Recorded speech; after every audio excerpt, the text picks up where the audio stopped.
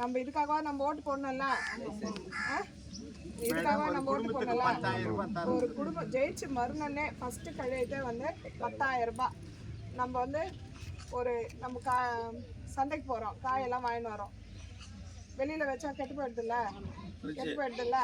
அதனால அம்மா ஒவ்வொரு வீட்டுக்கும் ஒவ்வொரு அட்டைக்கும் ஒரு ஃப்ரிட்ஜ், அம்மா வந்து மிக்ஸி கொடுத்தாங்க, கிரைண்டர் கொடுத்தாங்க, இப்போ வந்து ஃபேன் கொடுத்தாங்க, இப்போ வந்து ஃப்ரிட்ஜும் தராங்க.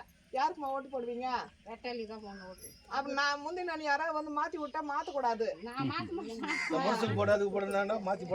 போடக்கூடாது. ஏன்னா உங்களுக்கு ஒன்றிய செயலாளர் அண்ணாதான், உங்களுக்கு என்ன வேணும்னாலும் அண்ணாதான் பாப்பாரு.